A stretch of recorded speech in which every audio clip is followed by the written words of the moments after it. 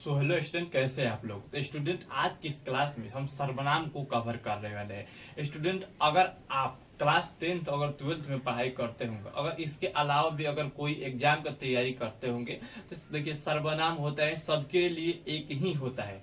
इसलिए थोड़ी ना होता है, नहीं तो सर्वनाम का इसमें 6 भेद होता है।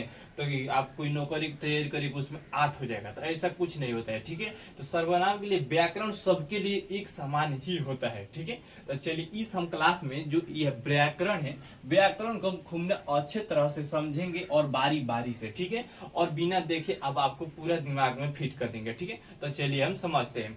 इससे पहले आप संज्ञा का नई वीडियो देखे होंगे, तो आप आई बटन पे क्लिक करें या डिस्क्रिप्शन में लिंक दिए होंगे, आप वहां से संज्ञा को देख के सीख सकते हैं। ठीक है, चलिए इस क्लास में हम सर्वनाम को कवर करते हैं। तो देखिए हिंदी व्याकरण। ठीक है, देखिए सर्वनाम इंग्लिश को हम इसको प्रोनाउन कहते हैं। ठीक है, देखिए सर्वनाम को हम इंग्लिश में प्रोनाउन कहते हैं। इंग्लिश भी कुछ यहाँ पर हमको जानना यहाँ पर जरूरी होता है। हम इंग्लिश में ग्रामर भी स्टार्ट करने वाले, आप उसको भी कोर्स ले सकते हैं। ठीक है, वो भी 1 रुपया भी नहीं लगेगा, वो भी यूट्यूब पे आपको प्रोवाइड किया जाएगा। ठीक है, तो देखिए आपसे कोई पूछ दे सर्वनाम किसे कहते हैं। ठीक है, कोई आपसे पूछे हाँ नहीं सर्वनाम बताओ किसे कहते हैं, आप इसका परिभाषा यही दीजिएगा, संज्ञा के बदले जो चीज मानी संज्ञा के बदले जिसे हम प्रयोग करते हैं उसे सर्वनाम कहते हैं। देखिए यहाँ पर हम परिभाषा भी लिखे, संज्ञा के बदले जिन शब्द का प्रयोग होता है उसे सर्वनाम कहते हैं। इसका इसका माने कि देखिएगा सबसे नॉर्मल परिभाषा है, संज्ञा के जगह पे जिसको हम रखेंगे उसको हम सर्वनाम कहते हैं। ठीक है, माने संज्ञा के जगह पे हम जिसका भी प्रयोग करते हैं उसको हम सर्वनाम कहते हैं। संज्ञा के जगह पे जिसका भी प्रयोग हो उससे सर्वनाम कहते हैं। इसका एकदम नॉर्मल भाषा है, एकदम आप इसको आसानी में याद कर लीजिएगा। ठीक है, तो मान लीजिए कि सर्वनाम का हम परिभाषा समझ गए, संज्ञा के बदले जिसको हम प्रयोग करते हैं उसको सर्वनाम कहते हैं।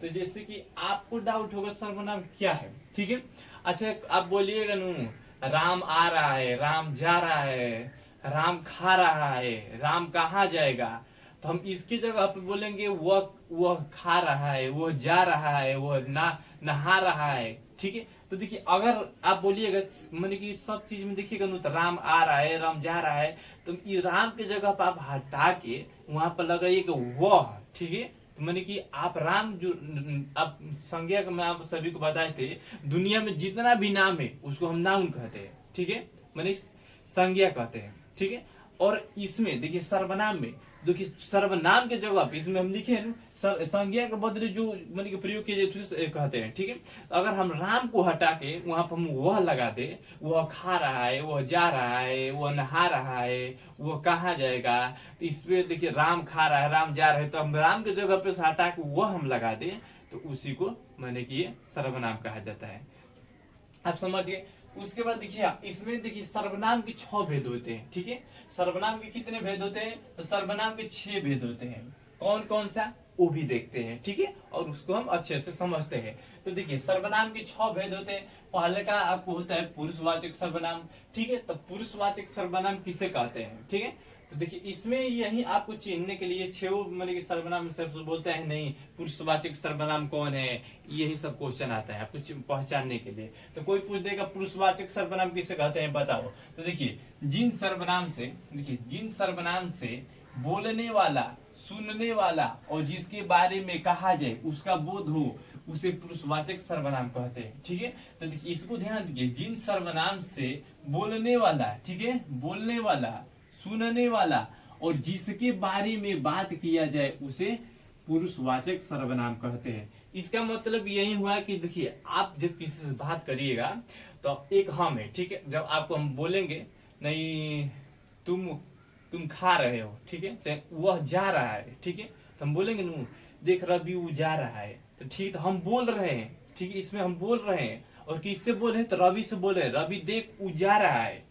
ठीक है, तो हम रवि से बोल रहे हैं, तो देखिए हम बोल रहे हैं, वो सुन रहा है और वो जा रहा है। ठीक है, तो इसमें 3 आदमी का, बोलने वाला, सुनने वाला और जिसके बारे में कहा जाए उसका बोध हो उसे पुरुषवाचक सर्वनाम कहते हैं। ठीक है, आप इसको समझ गए। इसमें देखिए कि मैं, ठीक है, मैं, हम, यह बोलने वाला हो गया। ठीक है, मैं बोलूंगा ना, हम बोलेंगे, हम लोग ऐसे बोलेंगे, मैं खा रहा हूं। ठीक है, हम बोलने वाले होंगे। तुम, ठीक है, तुम, ठीक है, तुम, तू सुनने वाला। ठीक है, वह, वे कोई अन्य तीसरा व्यक्ति, ठीक है। अब पुरुषवाचक सर्वनाम के ये देखिए, जैसे उदाहरण में हो जाएगा मैं, मैंने, आप, वह, उसका इत्यादि, ठीक है। ये आपके कुछ उदाहरण है। उसके पुरुषवाचक में यही है कि बोलने वाला, सुनने वाला और जिसके बारे में बोला जाए उसका बोध हो, उसे हम पुरुषवाचक सर्वनाम कहते हैं। आपको हम ट्रिक बताएंगे, जब लिखें ट्रिक तो आपको ट्रिक बताएंगे, आप अंत तक बने रहिए। आपको खूब ना, इसको हम पहले आपको अपने से समझा देते हैं। आपको नॉर्मली जब कोई पूछे थे आपको ट्रिक भी बताएंगे कैसे आप 2 सेकंड में इसको पहचान लीजिएगा, ठीक है। तो चलिए हम आगे को पढ़ते हैं, ठीक है। आगे आपका आता है निश्चयवाचक सर्वनाम, ठीक है। देखिए ये आगे आता है आपका निश्चयवाचक सर्वनाम, ठीक है। तो निश्चयवाचक सर्वनाम किसे कहते हैं?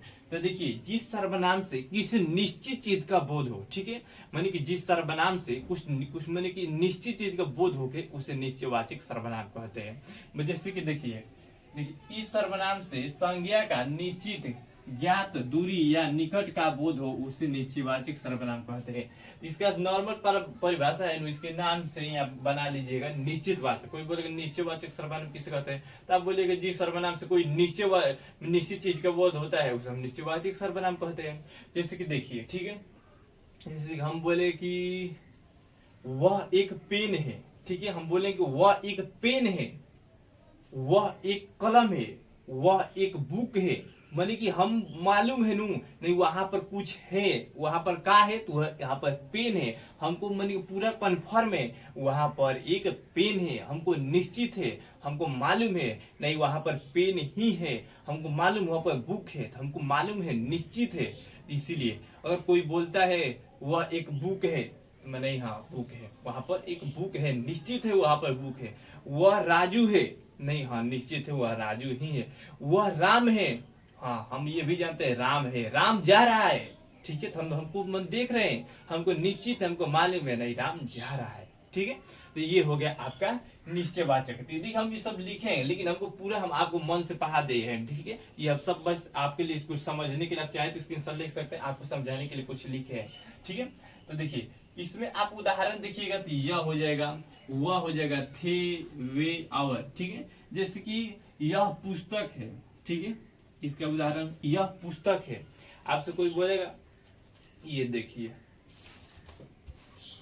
कोई बोल देगा, हम बोलेंगे यह एक पुस्तक है, ठीक है, यह एक कॉपी है, ठीक है, हम बोलेंगे यह एक कॉपी है, तो हमको निश्चित है, हमको मालूम है नहीं हाँ यह एक कॉपी है, ठीक है, हमको मालूम है यह एक कॉपी है, तो इसे निश्चित है, माने कि हमको मालूम चल रहा है नहीं कॉपी है, ठीक है, यह निश्चित है, ठीक है। तो इसको निश्चयवाचक सर्वनाम कहते हैं।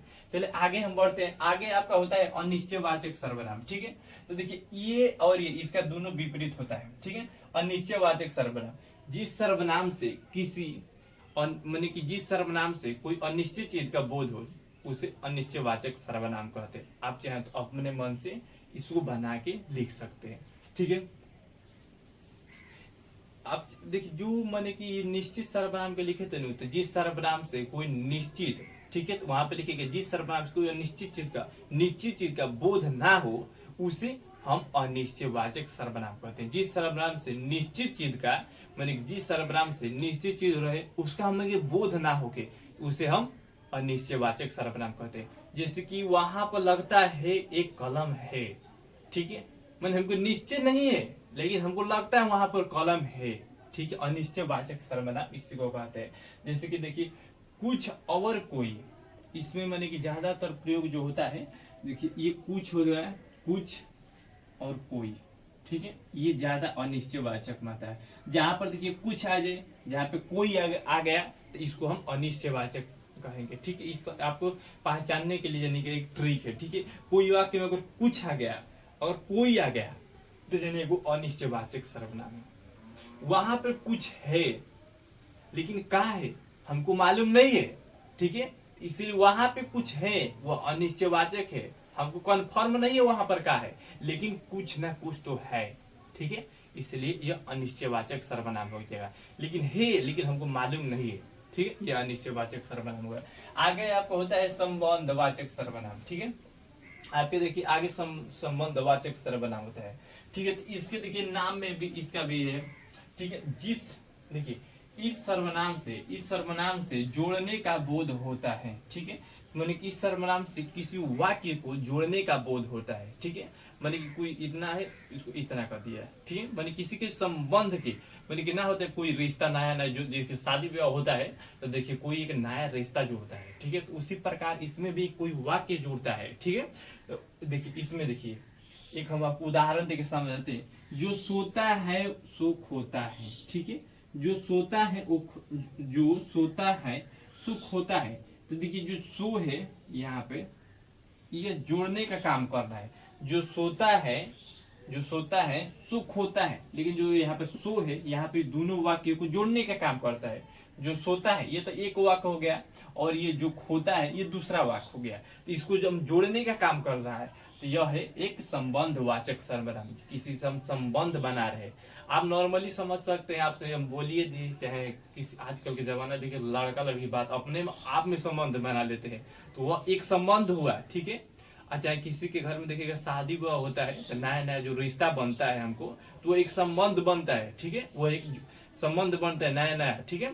तो इसी प्रकार से जब किसी को संबंध, आप इस नॉर्मल ऐसे ही सब परिभाषा समझ सकते हैं। और आपको परिभाषा में लिखिए दे, आप चाहे तो इसको लिख सकते हैं, ठीक है। आपको परिभाषा नहीं पूछता है, पूछे तब बता दीजिएगा। उसके बाद होता है निश्चयवाचक सर्वनाम, ठीक है। निश्चयवाचक सर्वनाम, निजवाचक सर्वनाम, माफ करिएगा। उसके बाद आता है निजवाचक सर्वनाम किसे कहते हैं, ठीक है। निजवाचक सर्वनाम,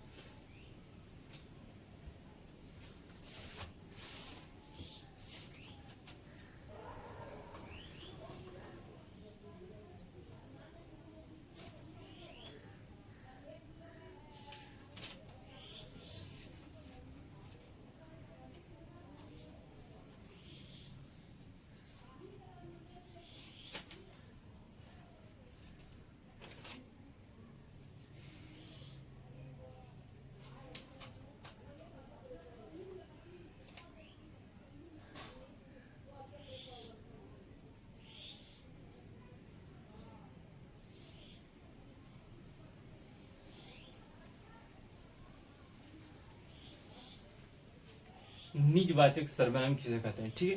तो इस सर्वनाम से निज या स्वयं का बोध होता है, उसे हम निजवाचक सर्वनाम कहते हैं। तो जैसे कि देखिए, ठीक है, इस देखिए इसे निज या स्वयं का बोध हो उसे निजवाचक सर्वनाम कहते हैं। जैसे कि उदाहरण में इसका देखिए, मैं आप ही चला जाऊंगा, ठीक है। मैं अपने आप ही चला जाऊंगा, मैं अपने आप ही खा लूंगा। इसमें हमको किसका स्वयं का बोध हो रहा है, ठीक है, अपने आप को बोध हो रहा है, तो इसको हम निजवाचक, ठीक है। तो देखिए इसमें हम देखिए उदाहरण लिखे, मैं आप ही चला जाऊंगा, मैं अपने आप ही चला जाऊंगा, मैं अपने आप ही खा लूंगा, मैं अपने आप ही जाऊंगा, मैं अपने आप, मतलब कि खुद का बोध होता है, ठीक है। चलिए आगे हम और बढ़ते हैं। तो आगे आपका है प्रश्नवाचक सर्वनाम। देखिए ये प्रश्नवाचक जो सर्वनाम, इसमें देखिए क्वेश्चन में इसका परिभाषा छुपा है, और इसका अब 2 सेकंड में पहचान जाइएगा, ठीक है। तो जो होता है प्रश्नवाचक सर्वनाम किसे कहते हैं, देखिए जिस सर्वनाम से प्रश्न होने का बोध हो, ठीक है, जिस सर्वनाम में प्रश्न होने का बोध हो उसे हम प्रश्नवाचक सर्वनाम कहते हैं। जैसे कि कोई परिभाषा में पूछते तो देखिए परिभाषा में क्या, अगर क्या आए तो ये आपको प्रश्नवाचक सर्वनाम होता है, क्या कौन, ये सब प्रश्नवाचक सर्वनाम आपका होता है, ठीक है। ये हो जाएगा। उसके बाद देखिए कोई वाक्य हम आपको लेके दिखाते हैं, क्या पढ़ रहे हो, क्या तुम पढ़ रहे हो, क्या तुम खा रहे हो, क्या वह जा रहा है, कैसे, ये सब प्रश्नवाचक होता है, ठीक है। तो प्रश्नवाचक सर्वनाम आपको देखिए कि बहुत मन की चीज में आपको यहाँ पर एक प्रश्नवाचक चिन्ह ऐसे होता है, ठीक है। देखिए ये आपको प्रश्नवाचक भी चिन्ह होता है, बुक में चारों आपको देखने को मिलता है, ठीक है। ये जो होता है ये आपको प्रश्नवाचक होता है। इनमें देखिए कौन, क्या, ये सब मन की मुख्यतः अगर देखिए ये 2 शब्द आपको मिले नु, तो यानी वो प्रश्नवाचक ही सर्वनाम है। कौन, क्या, ये सब प्रश्नवाचक। जहां आपको क्या लग गया तो यानी कि वो प्रश्न कोई करने वाला है। क्या तुम पढ़ते हो, क्या तुम खाते हो, क्या तुम क्या करते हो, ठीक है। तो ये जो प्रश्नवाचक सर्वनाम हो जाता है, ठीक। तो ये आपको प्रश्नवाचक सर्वनाम हो गया। और इसमें देखिए सर्वनाम का जो पूरा भेद हो हम आपको बिना देखे हुए आपको पढ़ा चुके हैं, और हम आशा करते हैं आपको खूब आसानी से समझ में आ गया होगा। तो चलिए मिलते हैं नेक्स्ट क्लास में। क्लास आपको अच्छा लगा तो प्लीज़ हमारे चैनल को सब्सक्राइब करके बेल आइकन कॉल कीजिए। मिलते हैं next